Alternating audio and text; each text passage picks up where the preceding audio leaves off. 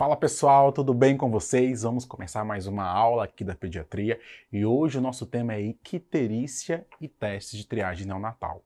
Quando a gente pensa naqueles bebês ali com idade até 28 dias, que são os bebês da neonatologia, certamente icterícia é um dos temas mais prevalentes na prova.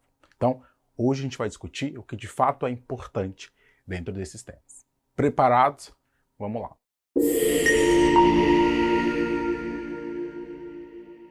Fala pessoal, icterícia é um tema certeiro, como eu já falei para vocês. Essa é uma apresentação clínica muito frequente na pediatria ali no período neonatal. Em geral, aquela criança se apresenta clinicamente com um amarelinho, então tem esse padrão de icterícia. Ela é muito mais prevalente quando o bebê tem uma idade gestacional um pouco mais baixa. Então, nos bebês prematuros, a prevalência de icterícia ela pode chegar ali até 80%. Então, o nosso objetivo aqui hoje é trazer para você as ferramentas que vai te ajudar a diferenciar qual é um quadro patológico e qual é a icterícia que eu posso ficar tranquilo. Então, vamos discutir passo a passo sobre a icterícia. Tudo bem? A gente faz uma divisão grande entre hiperbilirrubinemia indireta, então aumento da bilirrubina indireta, e depois a gente vai discutir sobre aumento da bilirrubina direta, que a gente denomina de colestase neonatal. Perfeito? Então, quando eu falo de hiperbilirrubinemia indireta, aumento de BI, eu começo a ficar preocupado quando o meu paciente tem uma bilirrubina acima de 2. Então, BI maior que 2, a gente tem que pensar em uma hiperbilirrubinemia indireta. E o ponto que a gente tem que relacionar é sobre os fatores etiológicos, ali, fisiopatológicos, que podem resultar nessa icterícia. Tá? Quando eu falo de bilirrubina, eu tenho que lembrar lá da sua origem. Ela é um resultado da degradação das hemácias. E nesse período neonatal, a meia-vida da hemácia ela é menor. Quando a meia-vida é menor, mais hemácias estão sendo degradadas, e esse é um fator que contribui de uma forma bem considerável para que o nosso paciente tenha um aumento aí da sua bilirrubina e, consequentemente, a apresentação clínica de icterícia. Em geral, para que o paciente se apresente clinicamente com icterícia, para que eu olhe para aquele bebê e fale, putz, esse bebê está ictérico, a bilirrubina total tem que ser pelo menos aí de 5. Tudo bem? Então, olha só. Como que a gente vai relacionar e quais são os fatores que eu vou pensar onde está a gênese dessa hiperbilirrubinemia.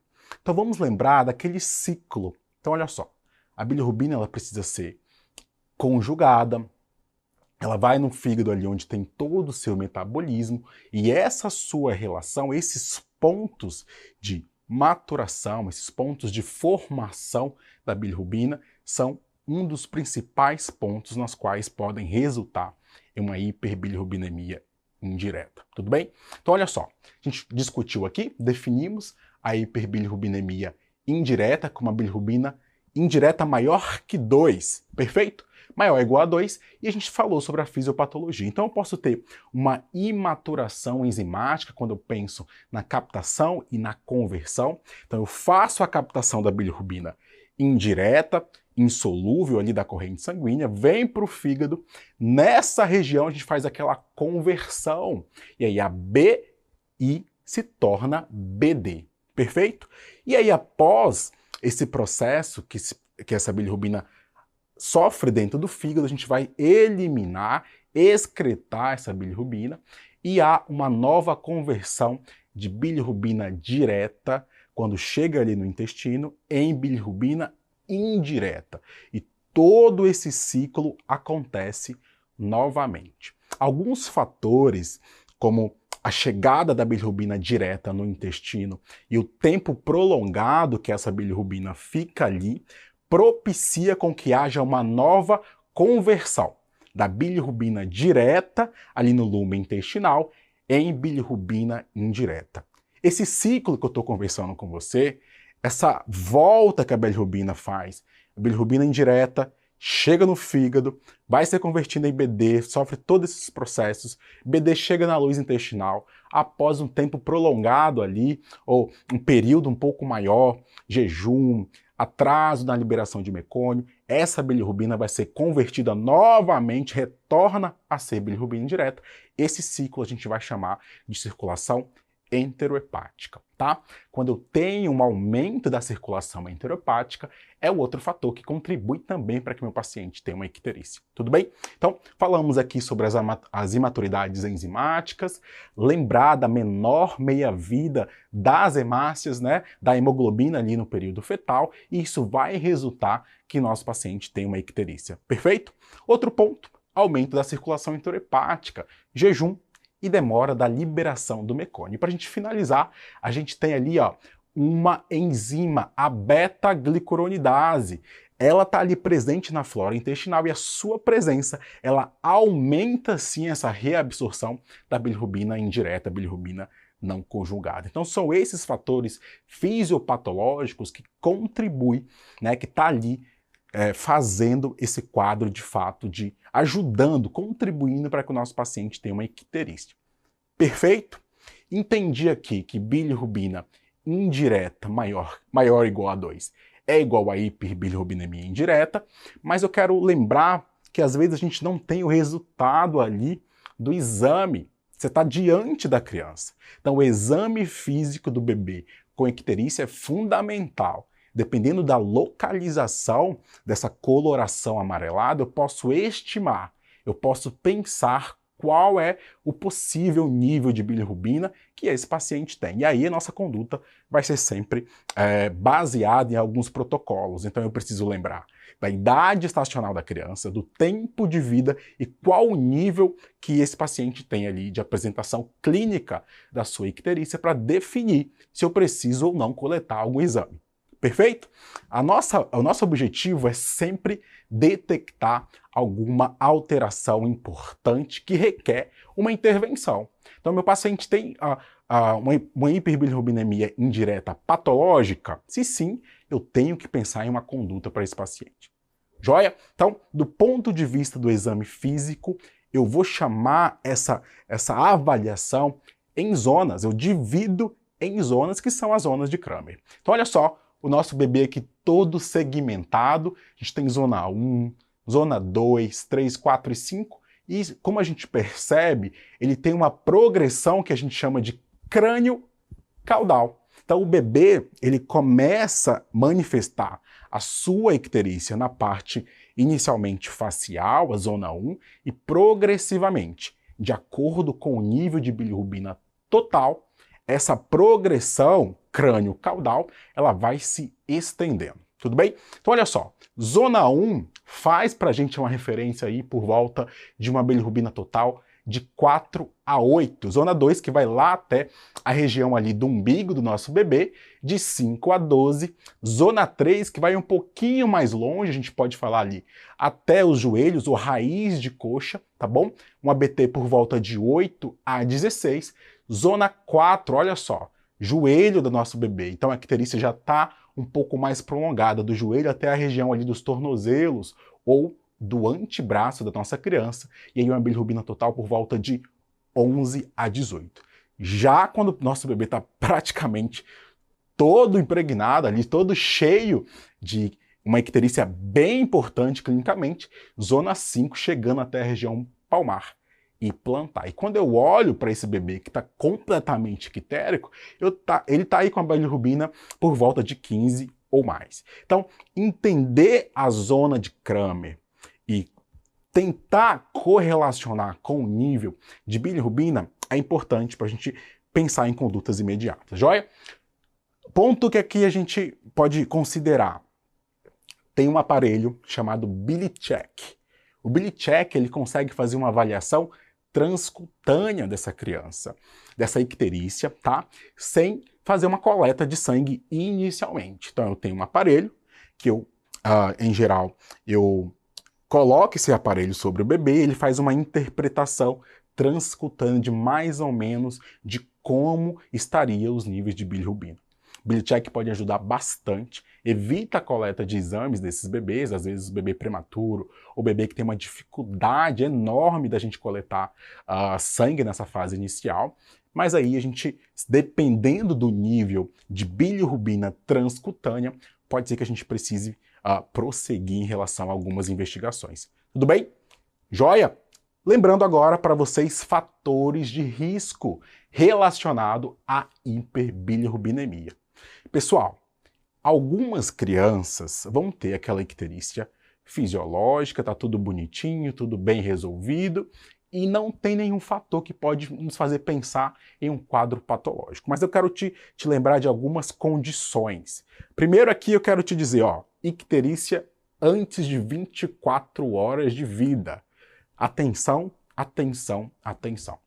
Não dá para deixar passar esse paciente ictérico. É patológico até que se prove ao contrário. Então, se a icterícia surge nas primeiras horas, no primeiro dia de vida, atenção, essa criança precisa de uma investigação. Tudo bem? Agora, outros fatores, vem lembrar comigo. Paciente que tem incompatibilidade, RH ou ABO, a gente vai discutir mais à frente quais são as apresentações e diferenciação desses dois grupos, mas se o paciente tem essa alteração, a presença de incompatibilidade RH ou ABO, já é um fator de risco para icterícia. Sexo masculino, paciente de descendente asiático, então são outros fatores que estão relacionados. Se ele teve um irmão com uma história anterior de necessidade de uma fototerapia, isso também contribui, isso entra como fator de risco, tá bom? Então a gente deixou aqui uma tabela para vocês, tem todas as nossas discussões, e aí eu quero chamar a atenção para essas que a gente conversou. Tudo bem? Outro ponto é aquela icterícia que te deixa tranquilo, que é a nossa icterícia fisiológica. O bebê está muito bem, está tranquilo. Em geral, ali após, por volta do 3º ou 4º dia de vida, essa icterícia surge. Então, o que eu falei aqui? 3º, 4º dia de vida. Já saiu daquela fase inicial das primeiras 24 horas. E, em geral, esse paciente não tem fator de risco. Então, a icterícia tem uma boa evolução, o nível que essa icterícia se apresenta clinicamente não me preocupa, eu não tenho um bebê zona 4, zona 5, eu tenho um bebê levemente ictérico, geralmente ali por volta de 12, 13 de bilirrubina total, e essa criança está muito bem, mamando bonitinho, ganho de peso satisfatório ou perda dentro daquele que é esperado para aquela idade. Então, em geral, a icterícia fisiológica, ela caminha bem. Não é um bebê com cara de doente. A gente vai ver, o bebê da atresia de vias biliares, de comprometimento ali de uma hepatite, em geral, ele tem um quadro clínico um pouco mais enriquecido. Além da icterícia, eu tenho outros achados, acolia, colúria, enfim, a gente vai discutir mais à frente. Mas o que eu quero chamar a atenção aqui do nosso paciente da icterícia fisiológica é de que ela é benigna, autolimitada, se resolve, não quer nenhuma intervenção, o pico ali por volta do 3º e 4º dia de vida e, em geral, os valores da bilirrubina por volta de 12 e 13. Não se preocupa com esse paciente. O objetivo aqui é que você faça esse diagnóstico. Fique tranquilo. A questão vai te dar a idade estacional da criança, se teve ou não alguma complicação ou se há evidência de alguma comorbidade ou fator de risco de fato sobre esse paciente para que você ali decida em relação à sua conduta, perfeito? Esse paciente não requer nenhuma intervenção, conduta expectante.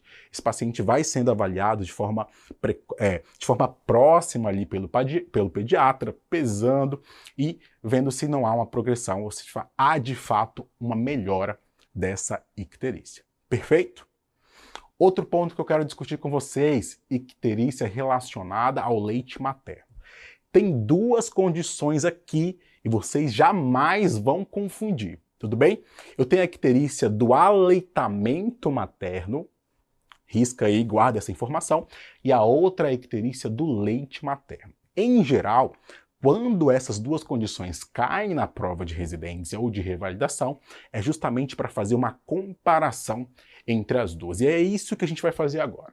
Então, quando eu penso em icterícia do aleitamento materno, eu tenho um bebê com dificuldade para amamentar, ou porque a pega está inadequada, e isso vai resultar lá lá na frente em uma dificuldade de ganho ponderal ou de um ganho ponderal insatisfatório. Então o bebê perde peso.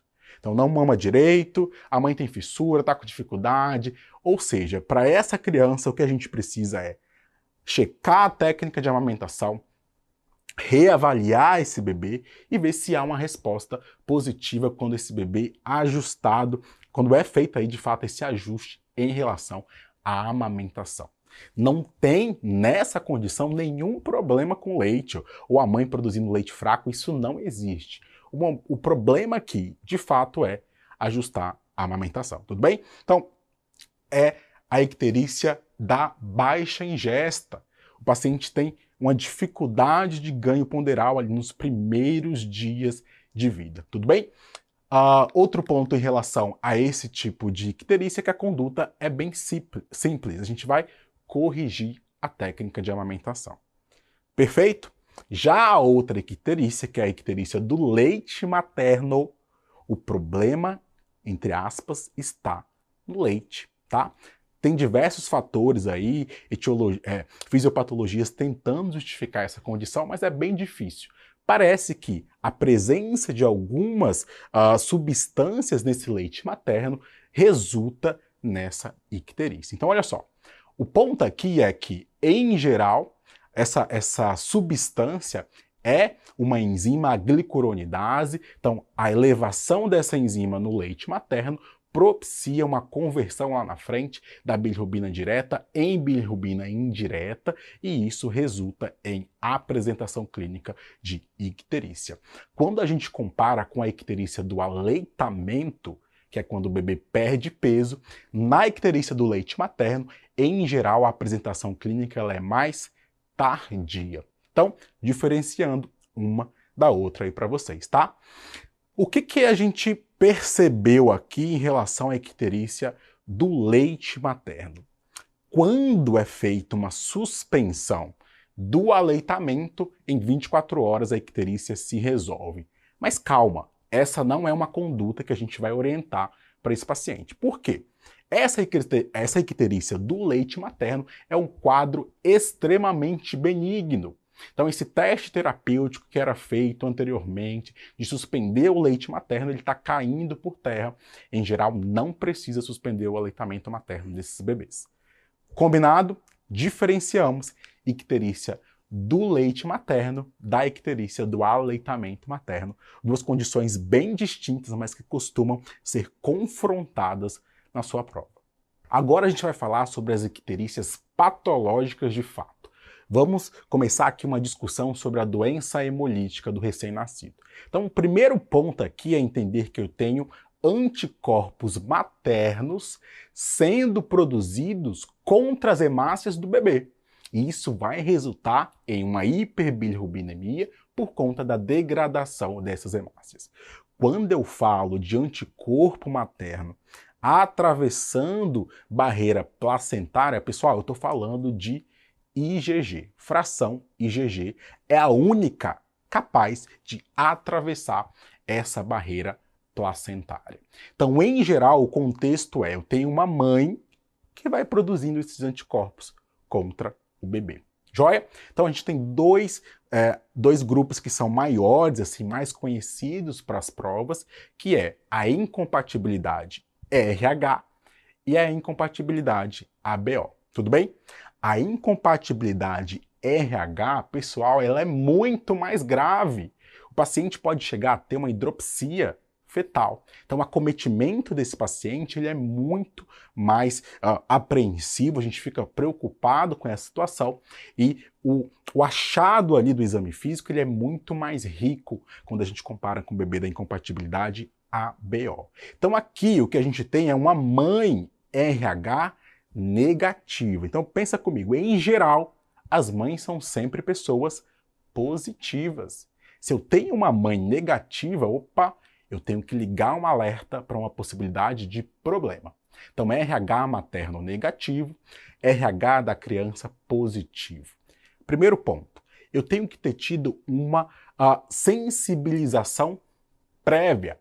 E essa sensibilização ela pode vir de uma gestação anterior ou de um procedimento que essa gestante fez, seja ali por conta de uma abordagem ali terapêutica ou diagnóstica durante a gestação, um aborto prévio, uma mola prévia. Então, todos esses fatores são fatores que sensibilizam.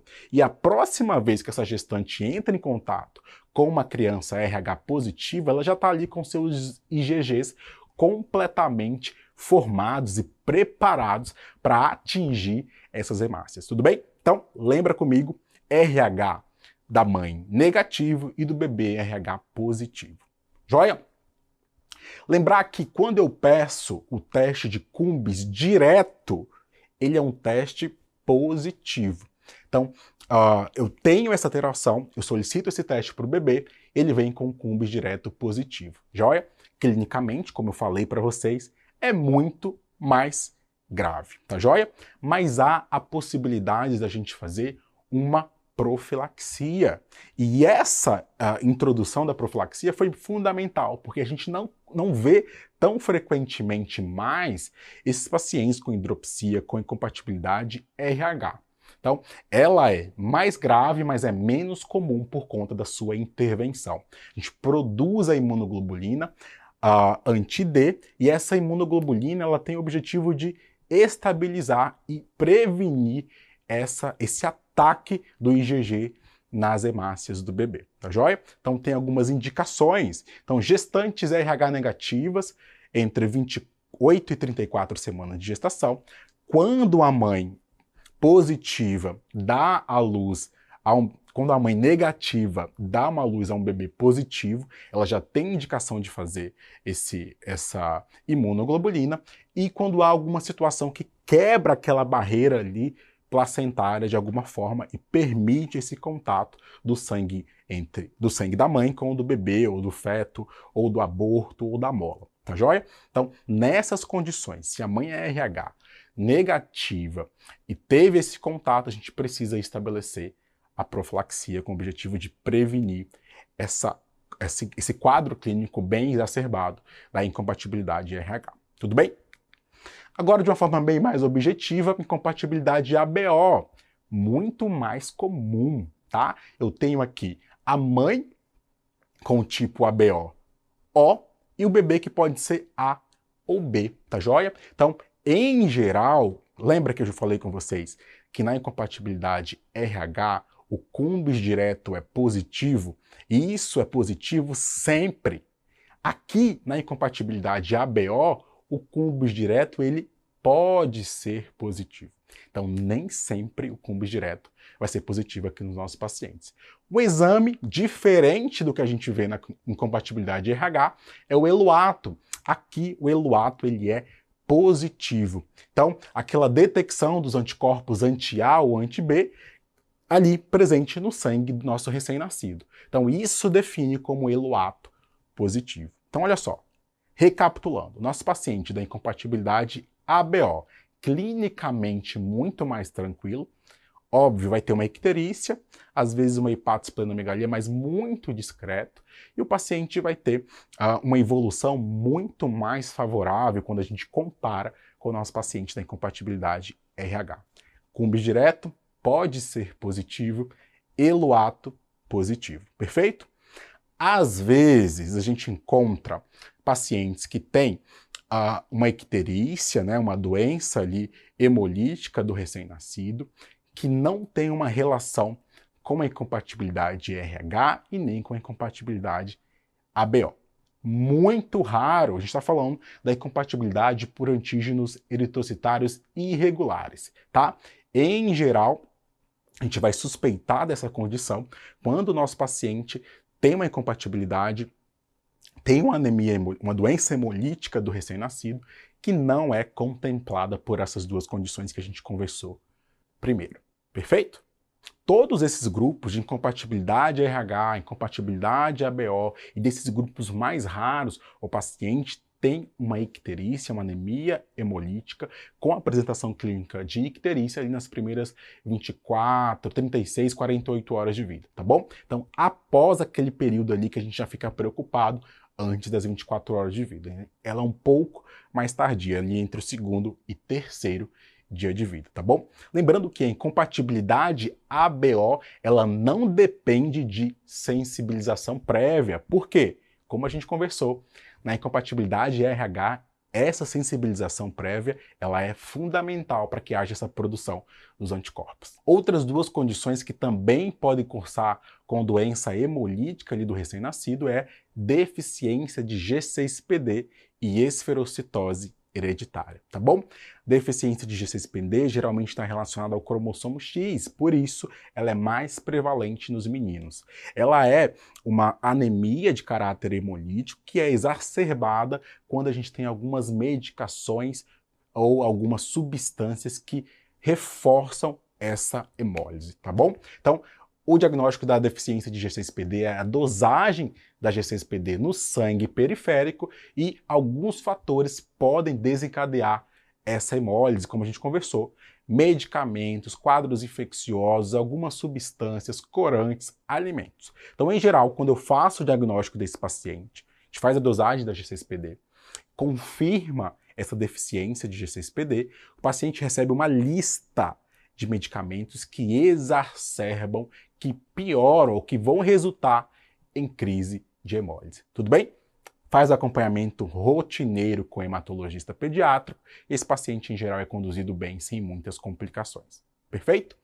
Para a gente finalizar, esferocitose hereditária, eu tenho um defeito, um problema ali na membrana da nossa hemácia. Isso vai resultar em uma degradação mais frequente.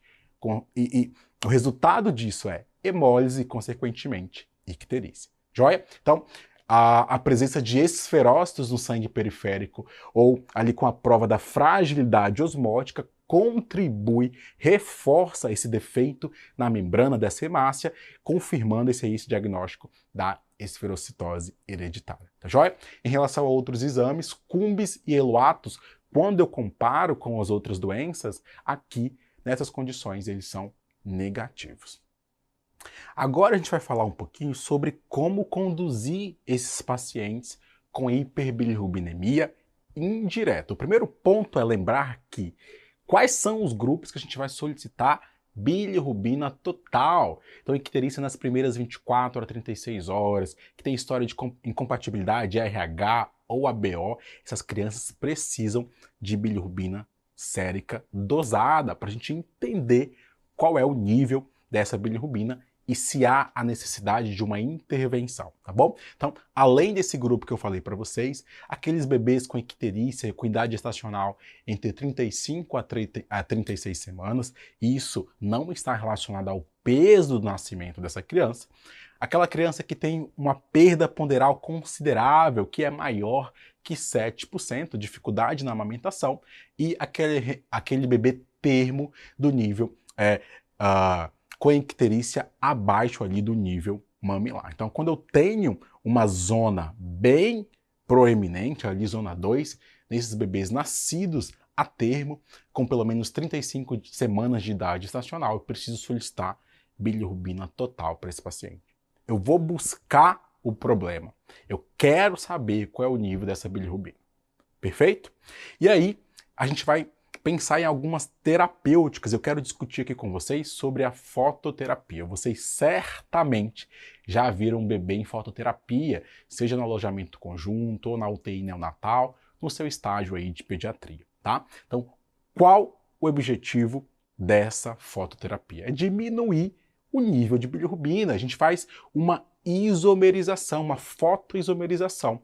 O objetivo é excretar essa bilirrubina de uma forma um pouco mais fácil, tá? Então, essa bilirrubina vai ser excretada na bile ou vai ser excretada através da urina desse paciente. Então, através da isomerização, eu converto essa bilirrubina em uma forma um pouco mais fácil de ser excretada, tá bom? Então, como que a gente vai conduzir esses pacientes? A gente vai avaliar gráfico, tá? Então, pediatria, gráfico é fundamental aqui dentro da icterícia. Então, eu vou avaliar os riscos desse paciente ter uma icterícia patológica, tá bom?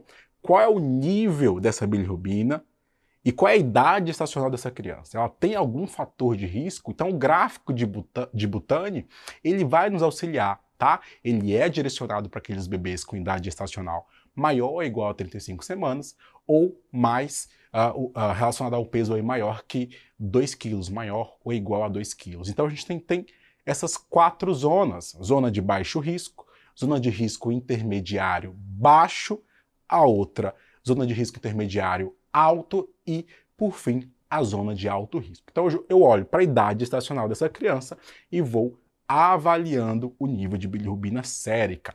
E aí, como a gente conduz? O nosso próximo gráfico é o gráfico de indicação de fototerapia, tá bom?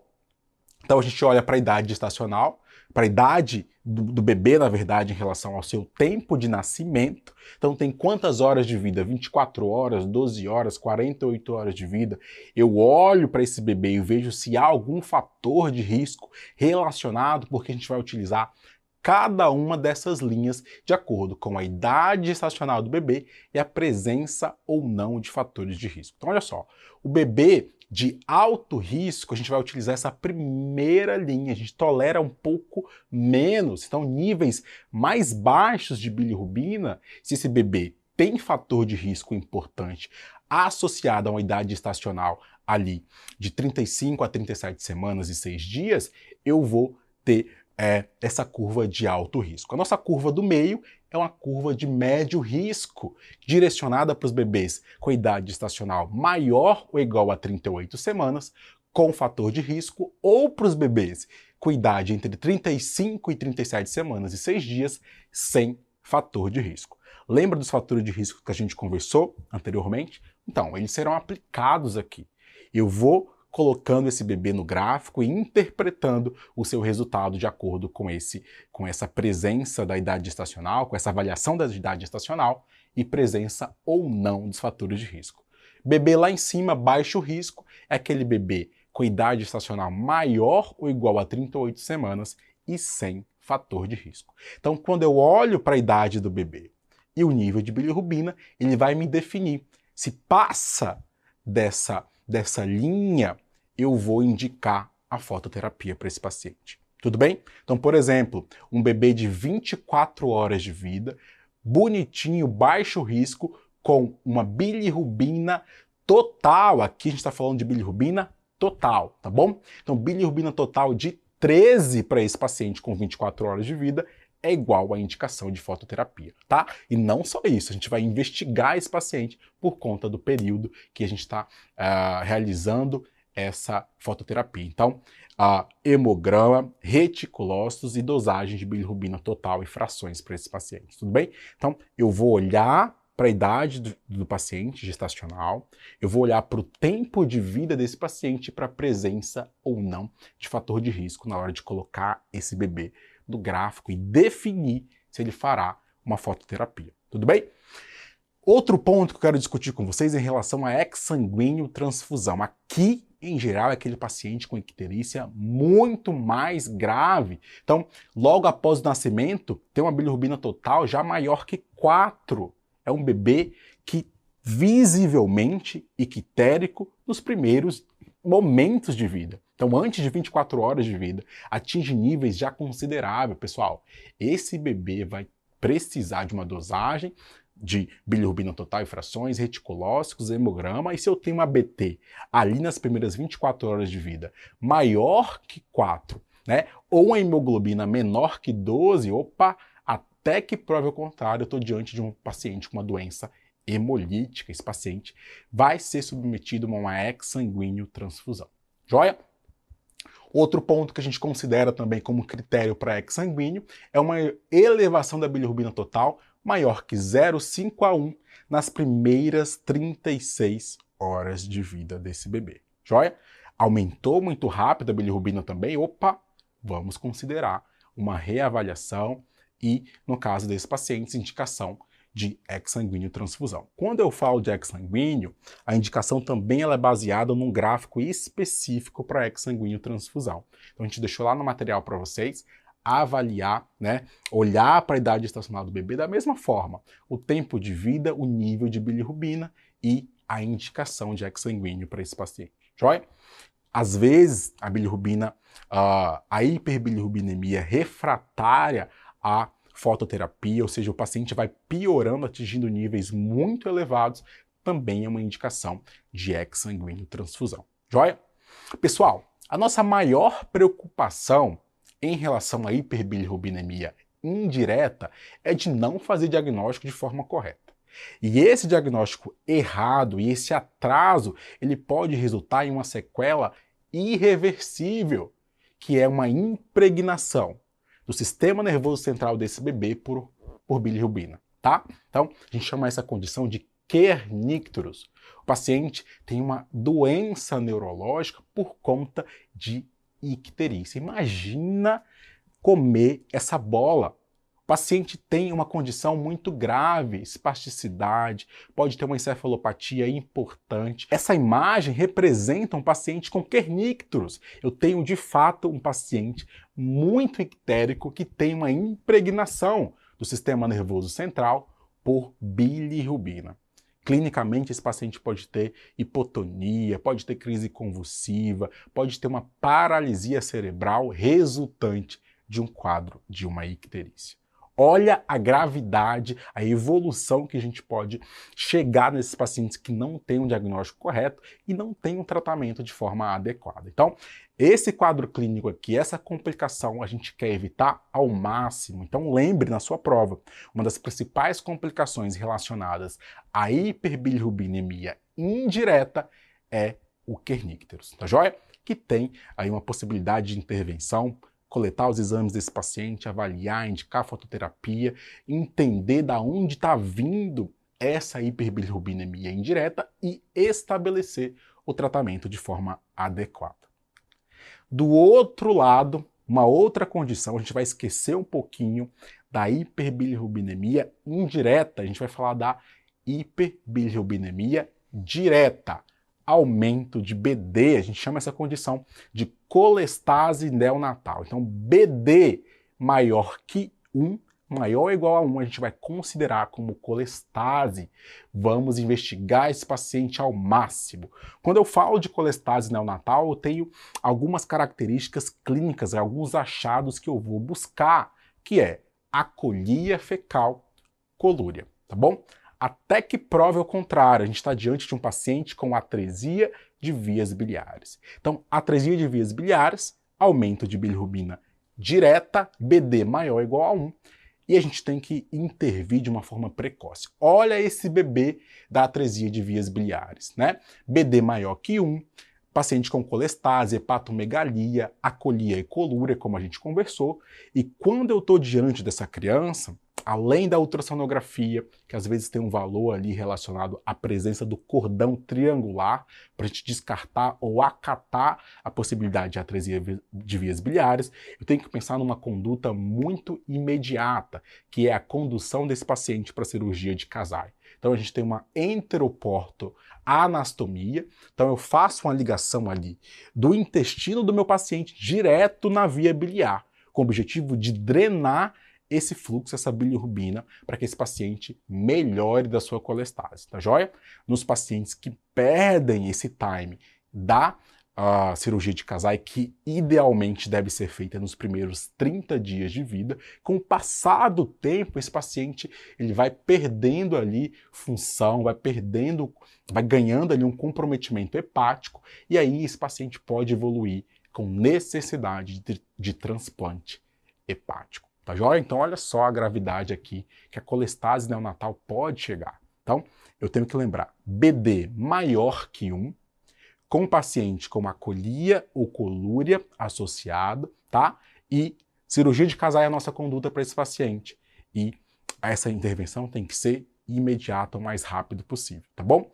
Outra condição que pode cursar com colestase neonatal é a hepatite neonatal. Tá? Então, em geral, alguns quadros infecciosos podem resultar em colestase, e eu quero chamar a atenção para a infecção pelo CMV. CMV pode cursar com colestase neonatal. Perfeito? Outras condições também estão associadas, menos prevalentes na prova, então, por exemplo, cisto de colédoco, paciente com colestases familiares, algumas alterações genéticas que podem cursar com colestase neonatal.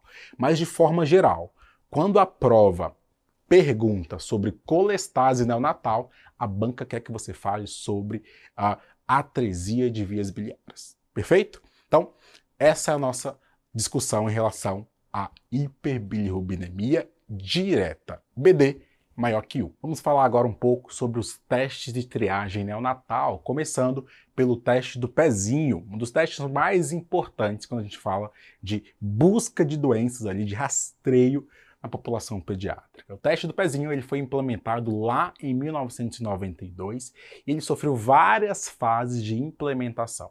A última foi a implementação da toxoplasmose congênita dentre as doenças rastreadas por esse teste. Hoje, são cerca de 7 doenças, quando a gente pensa em o teste do pezinho básico ali disponibilizado pelo SUS. A gente vai discutir quais são essas doenças. O objetivo aqui é não explanar cada uma dessas condições, mas é te trazer ferramentas para que você se atente ao diagnóstico e interpretação desse resultado do teste do pezinho, perfeito? Então lá em 92 foi o início do teste do pezinho e em 2020 foi incluído a toxoplasmose congênita no rastreio ali das doenças do teste do pezinho, tá bom? Ponto que a gente tem que discutir aqui, momento de realizar e alguns fatores que podem contribuir para que tenha um falso positivo ou falso negativo. Então o ideal é coletar esse teste por volta do 3º e 5º dia de vida desse paciente, tudo bem? Não coletar de forma precoce. Então, no 1º dia, no 2º dia, isso pode fazer uma alteração e dificultar a interpretação em relação ao resultado desse teste. Atenção aos bebês prematuros, aqueles bebês que receberam transfusão sanguínea. Para esses bebês, a gente vai ter que ter uma interpretação um pouco mais passiva, com um pouco mais de calma, e aí a gente vai discutir um pouco sobre isso. Joia? Então, 3º, 5º dia de vida é o momento ideal entre esse período para realizar o teste do pezinho nessas crianças. A coleta muito precoce, ela pode ter tanto falso negativo, e aí isso vai ser relacionado à fenilcetonúria, ou falso positivo quando a gente pensa em hipotiroidismo congênito. Já estou te dando algum spoiler de algumas possíveis doenças relacionadas que a gente consegue buscar ali no teste do pezinho, tá bom? Prematuridade e transfusão de hemocomponentes, né? Esses fatores vão dificultar a interpretação em relação à hemoglobinopatia, principalmente a doença falciforme, tá bom? Então já te falei 3 doenças possíveis de serem rastreadas para o teste do pezinho, 4 com a toxoplasmose congênita, tá bom? Então lembrar aqui desses detalhes na hora da coleta do teste do pezinho, tá bom? Então, vamos só dar um bate-papo bem rápido de quais são as doenças rastreadas ali pelo teste do pezinho básico. Então, a gente já falou sobre a toxoplasmose congênita, que foi a última que entrou, hemoglobinopatias com destaque aí para a doença falciforme, tá? Lembrar da fibrose cística, clássica de prova, deficiência de biotinidase, fenilcetonúria, paciente com hipotiroidismo congênito e a hiperplasia adrenal congênita são as 7 doenças rastreadas aí pelo nosso teste do pezinho, tá bom? Começando a falar sobre a fibrose cística, uma condição muito presente na sua prova, tá? Aquela criança com quadro pulmonar arrastado, emagrecida, tem uma dificuldade de ganho ponderal, tem um déficit nutricional, ela pode fazer várias condições associadas, pode fazer uma insuficiência pancreática, pode ter um diabetes associado à doença, à fibrose cística, alterações hepáticas, ou seja, é um quadro clínico muito rico. Na prova, na fase inicial, coloca aquela criança com um quadro de infecção respiratória de repetição e, às vezes, o quadro clínico clássico no período neonatal é de uma obstrução intestinal. Esse paciente faz um ilho meconial, anota aí, ilho meconial, fibrose cística, tá bom? No teste do pezinho, qual é o exame que está alterado? É o IRT. Então a dosagem do tripsinogênio imunorreativo, que é o IRT, precisa ser realizado e quando ele está acima de 70 no teste do pezinho, eu vou pensar em um teste positivo. Eu vou repetir esse exame em até 30 dias, e aí, para confirmar a fibrose cística, atenção, a confirmação da fibrose cística, ela se dá através do teste do suor. Perfeito? Então, o teste do suor positivo é igual a paciente com fibrose cística. Joia? Então, a interpretação do teste do pezinho é diante do IRT. Joia? A outra doença que a gente vai conversar é a fenilcetonúria. Aqui a gente tem uma dosagem da fenilalanina. Esse paciente tem uma dosagem muito aumentada por conta de uma deficiência enzimática. A conduta para esse paciente é basicamente uma dieta com baixo teor de fenilalanina. A presença da fenilalanina em grandes quantidades, em doses muito elevadas, vai resultar em em vários sintomas neurológicos, comprometimento desse paciente, ele pode ter crises ali convulsivas, um comportamento um pouco mais agitado, ou seja, a parte neurológica ela pode ser globalmente comprometida do nosso paciente com fenilcetonúria. Então, a dosagem de fenilalanina é o mecanismo de diagnóstico através do teste do pezinho, tá bom? A outra condição que a gente vai conversar é a deficiência de biotinidase. Aqui a gente faz a dosagem da atividade da nossa enzima biotinidase, né? Então, o quadro clínico aqui, além do neurológico que a gente encontra na fenilcetonúria, a gente tem alterações cutâneas. Então, marque aí a observação, alterações neurológicas com alterações cutâneas. A conduta para esse paciente é administrar, é ofertar a biotina para o nosso paciente. Perfeito? Outra condição que é a causa mais prevenível possível que a gente sabe de deficiência intelectual é o hipotiroidismo congênito. Então, em geral, a gente faz uma dosagem de TSH. É isso. TSH maior que 10, de acordo com a nossa orientação em relação ao nosso programa de triagem neonatal, a gente vai ficar ali do ponto mais ou menos limítrofe, entre 10 e 20.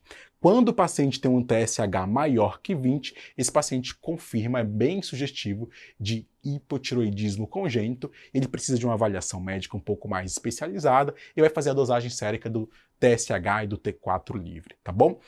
Aqui a gente tem uma divergência, alguns centros brasileiros utilizam um corte de 10 já para indicar esse paciente como um possível hipotiroidismo congênito. Mas nosso programa nacional de triagem neonatal, ele é um pouco mais permissivo, então aqueles pacientes entre 10 e 20 fica ali no limítrofe e a partir de 20, TSH a partir de 20, só então esses pacientes seriam encaminhados para uma avaliação médica mais especializada e dosagem de TSH e T4 livre. Mas o objetivo aqui é que você entenda que essa é uma das principais causas de deficiência intelectual, de forma que a gente consegue fazer uma prevenção, né? Ofertar para o nosso paciente tratamento de forma adequada e a dosagem, o que eu busco ali no teste do pezinho é dosar o TSH. Outra condição também endocrinológica relacionada ao nosso teste do pezinho é exatamente a hiperplasia adrenal congênita. Nosso paciente, a gente vai fazer uma dosagem da 17-hidroxiprogesterona. E aqui eu tenho um aumento dessa 17-hidroxiprogesterona, que em geral está relacionada aí a uma alteração da 21-hidroxilase. O nosso paciente tem uma clínica muito característica, distúrbios hidroeletrolíticos, desidratação importante e até mesmo virilização, tá joia? Então, a deficiência da 21-hidroxilase vai gerar esse aumento ali da 17-hidroxiprogesterona e a gente vai ter o diagnóstico ali do nosso paciente com hiperplasia adrenal congênita. A partir da segunda semana, começa aí os sintomas dos nossos pacientes com a forma perdedora de sal. Joia? Então, hipercalemia, hiponatremia, os vômitos, a desidratação fazem parte do diagnóstico dessa condição e o tratamento é simples, a gente oferta para esse paciente corticoide, tá joia? Então, o diagnóstico é fundamental para a gente conduzir os pacientes de forma adequada, tá bom? Outra condição, como a gente já conversou, toxoplasmose congênita, eu faço uma dosagem de IgM para Toxoplasma gondii, com o objetivo de confirmar ali o diagnóstico. Então é simples esse diagnóstico aí da toxoplasmose congênita, que é a última doença que foi aderida aí, que foi anexada às doenças do do teste do pezinho, perfeito? Uma super querida das provas é justamente as hemoglobinopatias, como destaque importante para anemia falciforme. Aqui eu preciso olhar para o meu teste do pezinho e definir, de fato, qual dos meus pacientes que tem uma anemia falciforme ou uma hemoglobinopatia C, tá bom? Então, quando eu tenho aquela hemoglobina FA, opa, tranquilo, é a hemoglobina normal, o nosso paciente é assintomático. Essa hemoglobina FA, ela pode vir acompanhada de outras alterações que não resultam em doença. Então, olha só, o paciente FAS é aquele paciente do traço falciforme. Qual a relevância clínica disso? Nenhuma. Paciente com traço falciforme não tem doença, não tem anemia hemolítica, não tem quadro clínico igual ao nosso paciente da anemia falciforme. O outro paciente é o paciente FAC, o paciente do traço C, também um portador assintomático. O paciente vai bem, quadro clínico, não tem consideração a ser feita. Os dois pacientes, as duas interpretações de teste do pezinho que eu preciso atentar é paciente com hemoglobina FS, anemia falciforme, eu tenho aquele quadro clássico daquele paciente com episódios de crise álgica, priaprismo mais na frente, a criança pode ter aquelas alterações articulares, ósseas, que a gente chama de aquele dedo em salsicha. Então são os quadros iniciais, a apresentação clínica inicial desses bebês e algumas outras alterações, como alteração respiratória, síndrome torácica aguda. Então, o que define aqui é basicamente as crises de vaso-oclusão, tá bom? Elas podem acontecer em diferentes fases e formas clínicas para esse paciente com doença falciforme, hemoglobina FS. Esse paciente, além da anemia hemolítica, ele tem todas essas possibilidades de complicações que eu citei para vocês e ele precisa ser acompanhado pelo hematologista pediatra, tá joia? Outro padrão de hemoglobina que a gente pode encontrar é FC, que é o nosso paciente da hemoglobinopatia C, que tem aquele quadro, sim, de uma anemia hemolítica, joia? Com isso, a gente consegue fechar a nossa discussão em relação ao teste do pezinho. Vamos partir para outros testes de triagem neonatal que são fundamentais. Primeiro, o teste do coraçãozinho. Qual o objetivo desse teste? Eu quero buscar cardiopatias congênitas críticas. E o ponto importante, a gente teve a atualização em relação ao teste do pezinho. Joia? Então, olha só, eu vou fazer uma avaliação da saturação pré-ductal, então membro superior direito, e a avaliação da saturação pós-ductal, ela pode ser feita em qualquer um dos membros inferiores, tá bom? Então, eu posso fazer essa avaliação, realizo essa triagem buscando ali essas cardiopatias congênitas críticas, transposição de grandes vasos, tetralogia de Fallot, essas cardiopatias que são mais evidentes e mais fáceis da gente detectar através desse teste do coraçãozinho, tá bom? Em geral, bebê com idade gestacional maior ou igual a 35 semanas, ali nas 24, 48 horas de vida desse bebê. Jobert, como que a gente vai interpretar o resultado desse teste do coraçãozinho? Então a gente fez essa mensuração das saturações pré-ductal e pós-ductal, perfeito? Então, o nosso objetivo é, se eu tenho uma saturação maior ou igual a 95 e uma diferença entre os dois membros, as duas mensurações, menor ou igual a 3%, pessoal, tranquilidade, teste negativo, essa criança não precisa de mais nada. Agora aqueles bebês, lá do outro extremo, saturação menor ou igual a 89, é teste do coraçãozinho positivo, esse bebê precisa encontrar o cardiologista, precisa ser submetido a um ecocardiograma buscando essas cardiopatias congênitas críticas, né? Essa semana eu recebi um paciente que tinha um diagnóstico de uma cardiopatia congênita crítica, mas que as pessoas não acreditaram no resultado do teste do coraçãozinho. Então fez o primeiro, deu abaixo de 89, acho que é um problema do oxímetro, repetiu, e aí de fato a criança teve um diagnóstico um pouco mais atrasado, algumas repercussões relacionadas a isso. Então, pessoal, menor ou igual a 89 é igual a ecocardiograma. Joia? Mas, Jobert, e essa meiuca aí de 90 e 94, ou que tem uma diferença maior que 4% no caso dos pacientes aí entre esses dois membros? Nesses pacientes que ficou nessa meiuca aí, a gente vai fazer um novo teste do coraçãozinho. Eu repito esse teste em 1 hora. Se persistir alterado, eu vou dar mais uma chance para esse bebê. Repito mais uma vez. Teste novamente alterado, saturação ali entre 90 e 94, e uma diferença maior ali que 4% entre os dois membros. Pessoal, não tem jeito, esse paciente precisa ser avaliado com um cardiologista e realizar um ecocardiograma. Então o que mudou aqui é que a gente tem um nível intermediário no qual a gente repete o teste por 2 vezes. Se a gente confirma na segunda vez o paciente segue alterado, não tem jeito, eu vou pedir esse paciente para ser submetido a uma avaliação de um ecocardiograma, tá bom? Então, primeiro teste, repita em 1 hora, segundo alterado, repita em 1 hora. Outra alteração, não tem jeito, paciente conduzido ali para uma avaliação um pouco mais robusta, tá joia? Então, teste do coraçãozinho é isso, simples, objetivo, a avaliação de saturação pré e pós-ductal em busca de cardiopatias congênitas críticas. Perfeito? O nosso próximo teste que a gente vai rastrear, né, o teste de triagem neonatal, é o teste do olhinho. Simples demais de ser feito. Pode estar lá na sua prova prática e pode estar na sua prova ali objetiva, na sua prova teórica. Então aqui o meu objetivo é buscar a presença do reflexo vermelho bilateral. Né? Quando o paciente não tem esse reflexo vermelho bilateral, a gente está diante de um paciente com uma leucocoria.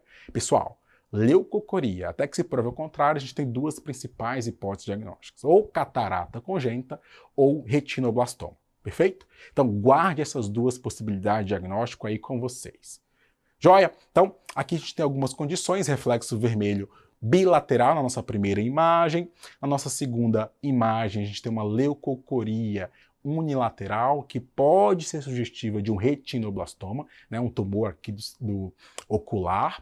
Outra possibilidade é leucocoria bilateral, muito mais sugestiva de uma catarata congênita, tá bom? Então, em geral, a gente realiza esse teste eu tenho uma distância de mais ou menos um braço do bebê, eu projeto uma luz sobre a pupila da criança em busca desse reflexo vermelho, tá bom? Então, esse teste de triagem ele pode ser feito ali nas primeiras 72 horas de vida ou antes da alta dessa criança, e a gente tem que ir repetindo esse teste pelo menos 3 vezes no ano até 3 anos de idade, tá bom? Então, atenção a essa permanência da busca dessa alteração, dessas leucocorias ou outros diagnósticos que podem estar associados a essas alterações ali do teste do olhinho. Outro teste de triagem neonatal importantíssimo, mas que na verdade é uma extensão do meu exame físico, é o teste da linguinha. O objetivo desse teste é buscar alterações do movimento ali da língua desse bebê que pode interferir na sucção e, consequentemente, na alimentação, ganho de peso dessa criança, tá joia? Então, aqui a gente faz uma avaliação do frênulo lingual, é bem objetivo, tá? Então, um frênulo muito curto traz um aspecto de coração quando esse bebê tenta projetar a língua para o céu da boca. Tá? Então a gente tem aqui uma anatomia normal, o bebê consegue fazer levantar essa língua de uma forma bem considerável, e quando há essa limitação, há uma alteração nesse movimento da língua, alguns bebês precisam ser submetidos à frenolectomia, então dá um cortezinho ali embaixo da língua para melhorar os movimentos e, consequentemente, esse bebê conseguir amamentar e sugar de forma mais adequada, tá bom? Outro teste que a gente vai discutir agora é o teste da orelhinha. Esse teste, inicialmente, ele faz uma avaliação da condução. A gente começa com as emissões otoacústicas externas. Ela avalia a condução desse estímulo. Tudo bem? Naqueles bebês que têm a emissão otoacústica externa alterada ou que tem algum fator de risco, uma doença congênita, infecciosa ou alguma história positiva de alteração ali na família do ponto de vista auditivo, alterações craniofaciais envolvendo o ouvido, esse paciente precisa fazer uma avaliação um pouco mais específica, um pouco mais profunda, que é a avaliação do potencial do tronco encefálico. Então a gente faz o BERA, o potencial evocado auditivo do tronco encefálico desse paciente, tá bom? Então o BERA, ele tem essa indicação para esses pacientes que têm uma alteração inicialmente nas emissões otoacústicas externas ou que têm algum fator de risco, tá? Então o objetivo aqui é de fazer o diagnóstico, um rastreio de uma deficiência ou de uma alteração auditiva desse bebê. Perfeito? Para a gente finalizar, vamos falar um pouquinho sobre a displasia do quadril. Então a gente utiliza duas manobras, que é a manobra de Ortolani e a manobra de Barlow, que faz ali uma abdução e adução desse membro inferior desse bebê com o objetivo de buscar sinais sugestivos de displasia do quadril.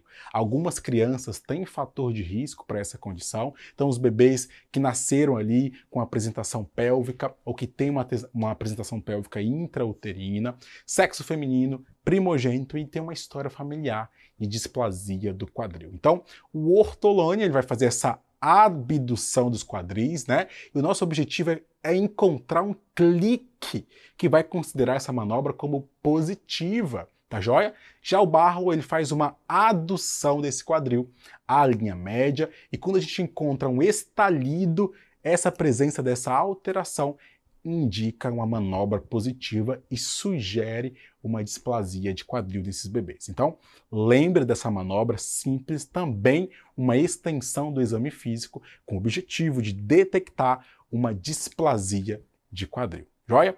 Pessoal, finalizando a nossa aula de icterícia e de teste de triagem neonatal, tema importante para a sua preparação, não é uma aula difícil, tem bastante informação, mas que você, realizando as suas questões, fazendo ali os flashcards e aplicando esses conhecimentos, vai conseguir sedimentar de forma muito tranquila esses conceitos e acertar a grande maioria das questões na sua prova, tá joia? Bom estudo, a gente se encontra na nossa próxima aula. Tchau, tchau.